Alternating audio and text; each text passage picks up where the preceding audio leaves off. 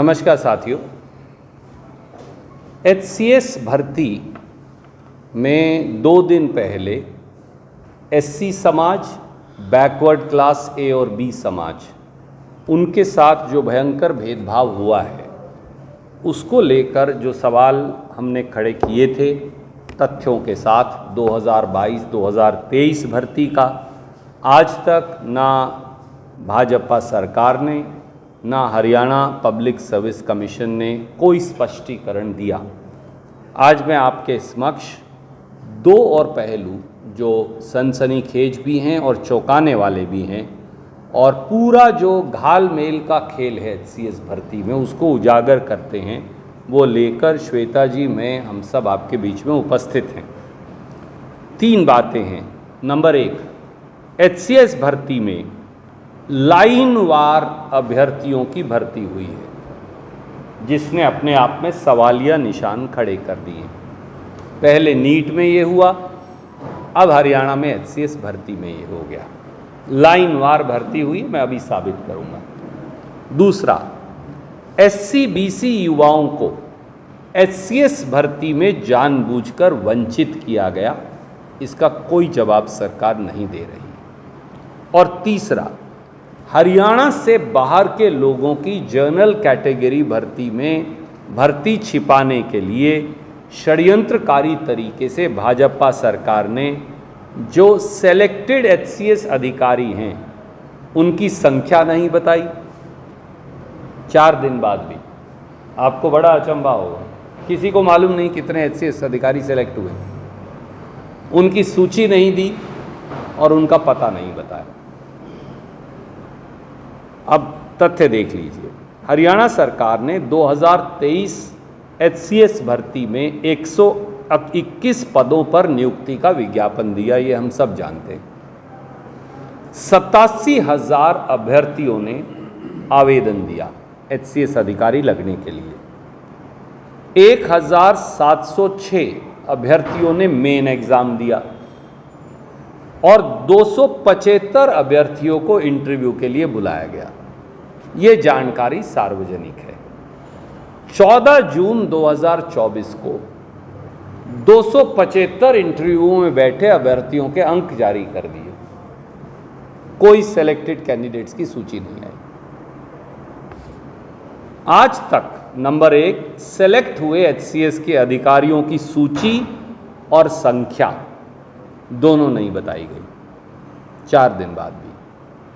Number 2, select हुए HCS अभ्यर्थियों का पूरा पता भी नहीं बताया जा रहा, ताकि ये मालूम ही ना हो कि हरियाणा के कितने रहने वाले हैं और हरियाणा से बाहर के कितने रहने वाले हैं। नंबर 3, HCS भर्ती प्रक्रिया पे जो सवालिया निशान है उनका कोई जवाब नहीं दिया जा रहा। आइए घालमेल के इस खेल के तीनों पहलुओं को देखते हैं। नंबर 1, इस मेन एग्जाम में कई बच्चे एक सीरीज से बैठे, आगे पीछे वो सारे पास हो गए, वो सारों के इकट्ठे इंटरव्यू हुए और वो सारे HCS में सेलेक्ट हो गए। अब आप कहेंगे सेलेक्ट कैसे हुए, क्योंकि अभी तक ये तो बताया नहीं सेलेक्ट कौन हुआ। हमने ये मान लिया वो लिस्ट के नंबर पढ़े और सबसे ज़्यादा नंबर वाले जो बच्चे थे वो 345 का कट ऑफ आता है, क्योंकि 275 के नंबर पता हैं और तो पता नहीं। तो उनमें जो सबसे ज़्यादा नंबर है हमने देखे तो लगभग 345 जिसके नंबर होंगे वो HCS में सेलेक्ट हो गया होगा। हमने मान लिया ये वही हुआ है। तो हमने 345 के आधार पे ये लिस्ट फिर देखी। तो अब आप सीरीज वाइज रोल नंबर देखिए, 2311,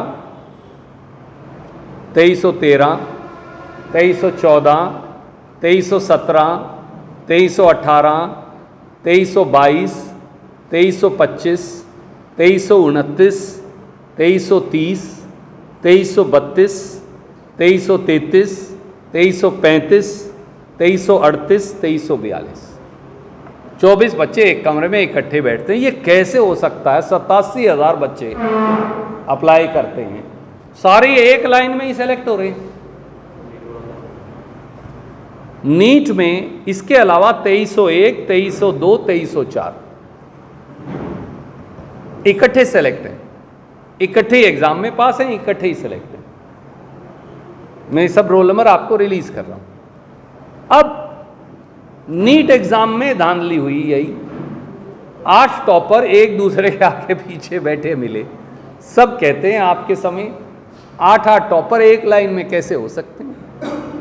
यहां तो घने हैं, बहुत सारे हैं यहां तो। ये सब इकट्ठे बैठे हुए हैं, एक ही कमरे में बैठे हैं, इकट्ठे एग्जाम पास कर रहे हैं, इकट्ठे इंटरव्यू बुलाए जा रहे हैं, इकट्ठे सेलेक्ट हो रहे हैं।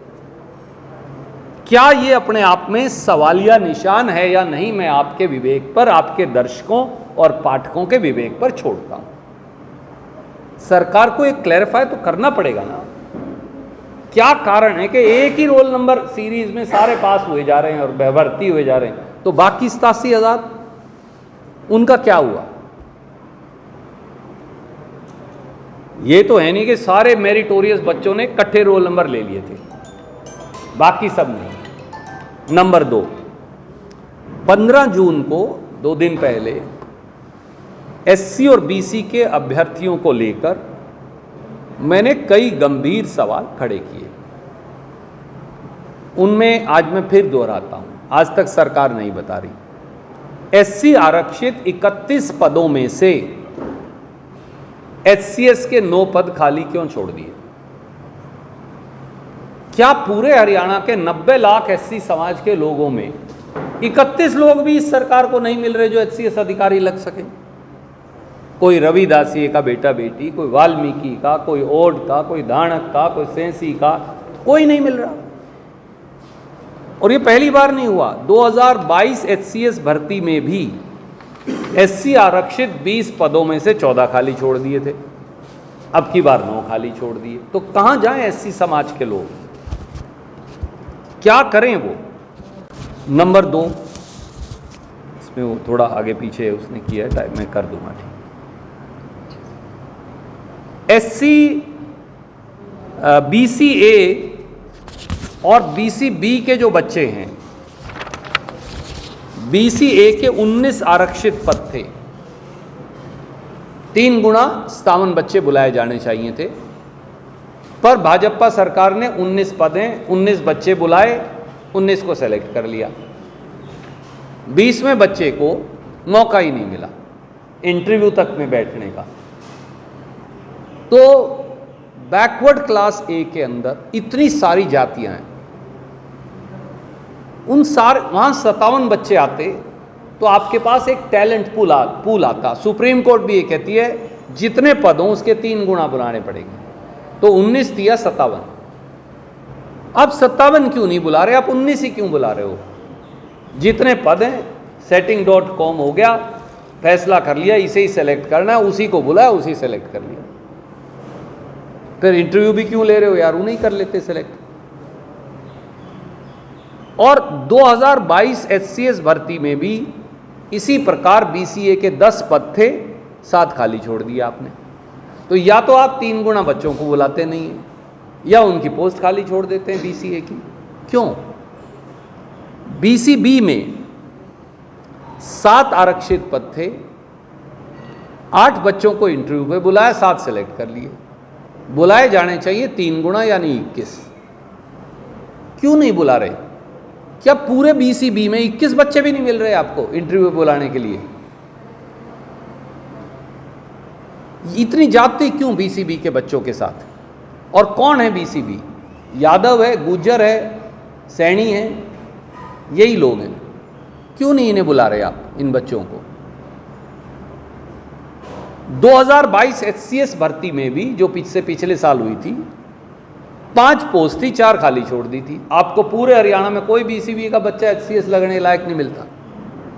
एससी का बच्चा आपको एचसीएस लगने लायक नहीं मिल रहा, बीसीए का आपको नहीं मिल रहा, बीसीबी का आपको नहीं मिल रहा, आप वोट उनकी बटोर रहे हैं। ये क्या जाती है? तीसरा पहलू, भाजपा सरकार ना तो सेलेक्टेड एचसीएस कैंडिडेट्स की संख्या बता रही, पोस्ट 121 है, कितने सेलेक्ट हुए बताते ही नहीं। भाई 100 हुए, 111 हुए, 115 हुए, कुछ नहीं बता रहे कितने हुए। क्यों? ये क्या टॉप सीक्रेट है, नेशनल सीक्रेट है? उन तो नौकरी पे जाना है। ना उनकी सूची दे रही, ना उनका पता बता रही। ये इसलिए नहीं बताते कि हमने ये देखा है SC BC के बच्चों के लिए तो आप पोस्ट खाली छोड़ देते हैं या 3 गुना को बुलाते नहीं।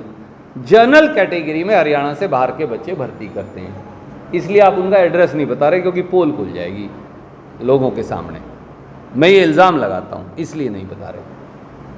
और ये पहली बार नहीं कर रही बीजेपी की गवर्नमेंट। मैं आपको 6 उदाहरण याद दिलाना चाहता हूँ। Assistant professor political science 18 post थी, 11 हरियाणा से बाहर के लगाए बीजेपी ने। SDO इलेक्ट्रिकल 80 पोस्ट थी, बीजेपी ने 78 बाहर के लगाए 80 में से। SDO इलेक्ट्रिकल भर्ती दोबारा हुई, 99 पोस्ट थी, 77 हरियाणा से बाहर के लगाए। Technical lecturer group B 157 post थी, 103 हरियाणा से बाहर के लगाए 157 में से।